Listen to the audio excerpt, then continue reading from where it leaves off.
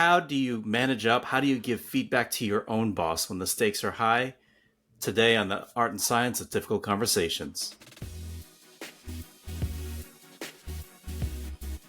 Welcome to the Art and Science of Difficult Conversations, where we believe when you communicate better, you live better.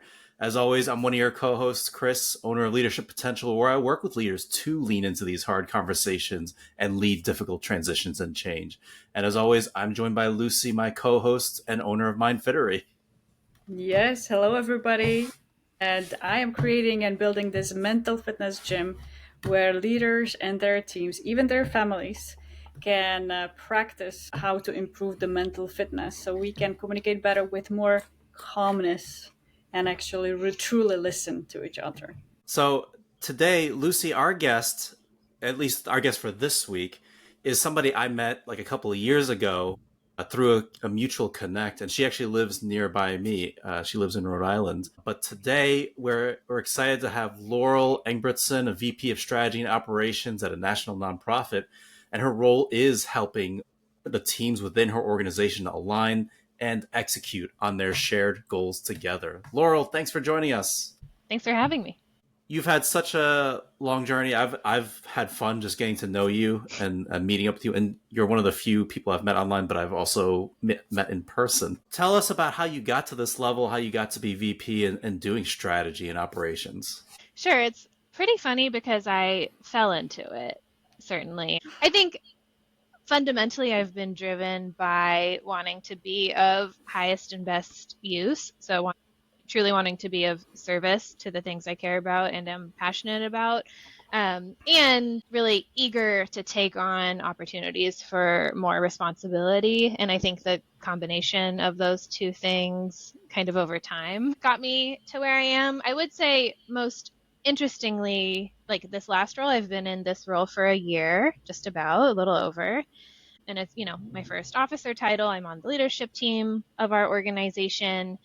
And, I was asked to be in this role, and it wasn't something that I necessarily felt ready for, and or was actively seeking out. Right out of college, I managed a restaurant, but I was kind of too young to manage that full responsibility. But I really love people management, and I think that was the growth area I was most interested in growing into. As far as leading strategy and operations for our organization, that wasn't actually something that I aspired to. And it was opportunistic in that our former team lead left and our CEO at the time still our CEO asked me to step into the role. But I think more importantly is the team. So my former kind of peer teammates asked me to step into the role. And that was what gave me kind of the courage and motivation to do it. And I say all of that because I think one thing I've really observed in other leaders that I've had a chance to work with is some of the pitfalls of being overly ambitious for the sake of achieving a certain title. Yeah. So much so that I have like a wariness about that, and I think I am very confident to the extent that I am in the role I am because I feel like it was, there was an invitation to it. And I think that's helped with some of the potential imposter syndrome that can come. But must be a nice boost to your confidence when your teammates are asking you like, hey, we want to follow you into this. Now, it's interesting because in your role as leading strategy and operations, there's no shortage of difficult conversations, but I think a lot of people who are in your role also, they're not specifically they're not always like doing the operations. You are to a degree, or they're not doing like finance, some of those harder, like very hard things, skills, like things that are happening.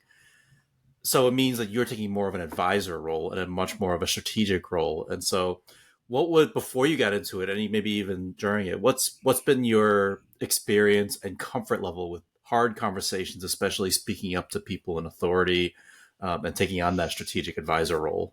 It's definitely been a journey and a work in progress and a lot of practice. I think it took me a long time to really find my voice And when I was younger, I definitely was not very comfortable speaking up, and I was much more willing to kind of absorb and tolerate discomfort in my own experience than say anything, especially with authority figures. And it honestly was just over time, I kind of saw the consequences of not speaking up play out. So I was anticipating problems based on, my knowledge of whether it was technical knowledge or political knowledge or kind of the social context. I think one of my skills is really taking the time to dig deep into the context, whether it's getting to know people on a real personal level and understanding how they work. And also, I read everything. I read every document that crosses my path. And for me, I'm trying to absorb the biggest picture that I can. So all that to say is I often felt like I could see around corners and anticipate some problems, but I didn't feel comfortable speaking up or saying anything. And then I would see things I had anticipated play out. And enough over time, seeing that enough, I kind of started to gain more confidence trying to test out what speaking up could look like. And I think I probably to some extent still approach it very much from an invitation standpoint. So, here's just a suggestion. I see this, want to make you aware. Try to be respectful of differences in power and decision making authority. But yeah, it took, and then that being positively rewarded. Although I would say, I can think of a couple first times where I really did try to speak up and I wasn't listened to. But I was right. And so I would say my confidence was built over time by kind of this trial and error of testing the waters. And then, even though it may not have gone exactly how I would have hoped from, I didn't have immediate gratification from speaking up. There was some delayed gratification, and over time, more trust developed. That's amazing. And it shows your care for the project and for the work and for the outcomes. I have many clients that want to speak up, and one of their challenges or fears is, what if it's going to turn against me? What if the manager takes it personally and they retaliate somehow? Have you ever had that fear around that? Yes, absolutely. Yeah, I would say I'm not perfect in my managing up journey, right? And there are circumstances, where I haven't said anything, and it's always kind of weighing the risk of that. And I don't always speak up to the extent that, maybe like my sense of ethics and or even, others maybe would wish I did more. I do feel like I need to have some foundation of trust in order to be heard in the feedback that I give. And it's almost like negotiations start in your first conversation. I think difficult conversations start in the beginning of trust building. And I do what I can to develop trust with key people, particularly who I'm reporting into in this context. Nobody has. And thank you for sharing that, because I believe a lot of people also can be worried, well, I've never done it. I can mess up. I don't want to mess up. So maybe I shouldn't even try. But what I love about what you shared is it's a gradual journey. Nobody was born, or probably we haven't talked yet to anybody who was born and said, I got perfect in difficult conversations. That it's a journey, and just to start that first step. And it sounds like what you're sharing, the pain of seeing the risks and not being addressed, had you really speak up, gave you courage. And I would say, I have tested the waters in circumstances and felt kind of silenced by it, and not felt the risk of retaliation and then not move forward. Like, I think I'm intentional about the effort and energy, and I I maybe won't take the risk if I don't have confidence that it will actually lead to a productive conversation. Sometimes I will opt out, for Makes better or sense. for worse. Yeah, kind of picking the battles. Yes. Now we connected about this specifically because you had a cool story about a time you had to give your boss feedback and speak up and share with that. And so I'm wondering for the audience if you wanted to give a little bit of context so they know kind of what the situation is and kind of what led up to it and all that stuff. Absolutely. Yeah, I feel first I want to say I've just been very lucky. I've had some incredible, amazing managers and leaders. I have had really great role models who are an inspiration for leading from the heart and leading in a way that lifts others up. And I do feel like from talking to other people, that's kind of rare. Very Yeah. grateful to have had that experience. I would say the story that I'll tell is with a leader who I felt that way about. I felt very inspired by the way she leads. She's actually somebody, when I was saying before about kind of testing the water and being rejected, that was early on some of what happened. And we had started to establish some trust. We had kind of an easy, immediate rapport when we started working together.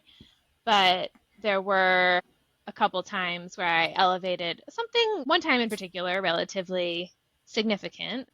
She dismissed it a little bit. She was like, no, no, Mm. and I was totally right. And, I think that was a good for us. It was this moment where she was like, okay, well, maybe you do know what you're talking about. There's some trust there. But kind of later on, and we worked together for a couple years, I had observed a pattern of behavior where I felt like they were really comfortable having an enemy, maybe, and Mm. had no problem giving direct feedback to somebody they had perceived as kind of doing harm or doing wrong. But Mm. if they felt kind of like if they had an emotional connection with somebody or felt bad for them or like had like kind of understood where they were coming from, like maybe had a harder time giving them critical feedback or holding them accountable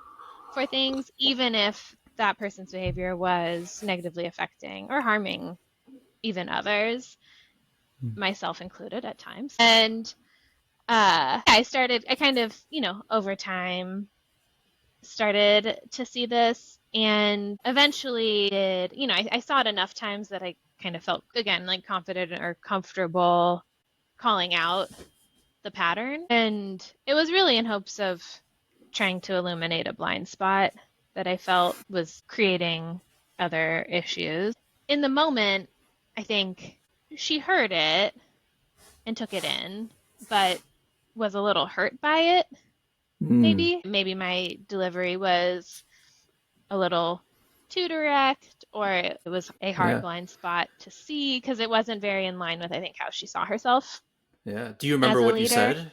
Yeah, I think I said that sometimes when you feel bad for someone, you don't see the ways in which they're harming other people and like you don't do a good enough job holding them accountable. And that sometimes you have to Okay. do, like as a leader, you do have to do that. Like you do have Yeah. to, like if you're managing a group of people and one person is that you're responsible for is causing others harm in the group or discomfort, like I do feel like as a leader you have a responsibility to Mm. um, address that in some way.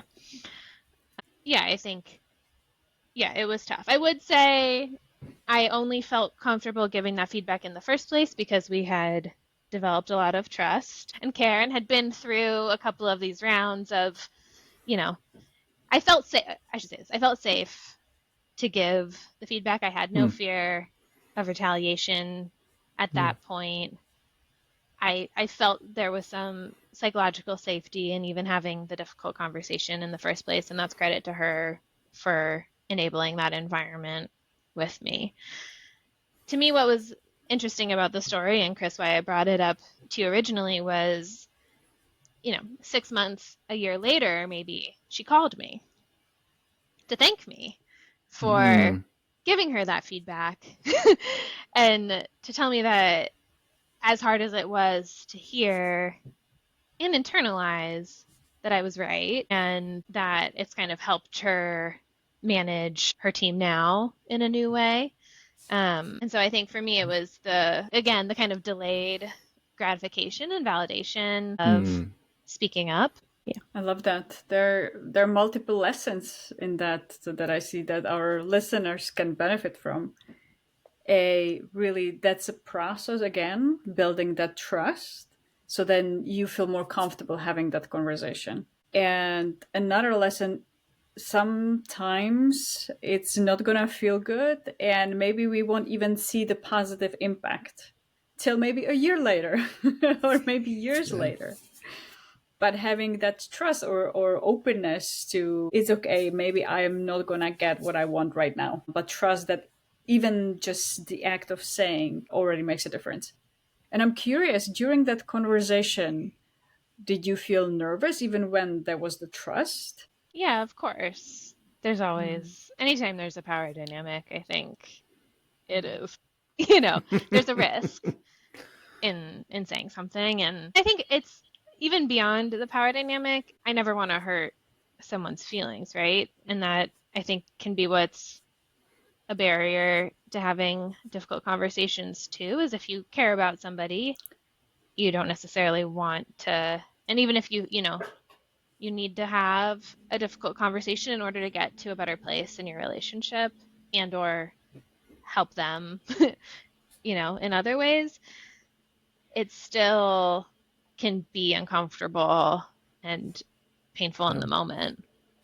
And so, yeah, I think for me, it's about, yes, definitely there are feelings of anxiety, but staying focused on the purpose of it and the ultimate outcome, which is, more intimacy, more closeness, a better working relationship, better outcomes, reduced harm, potentially. I think in this example, it was reduced harm to myself and others. Yeah.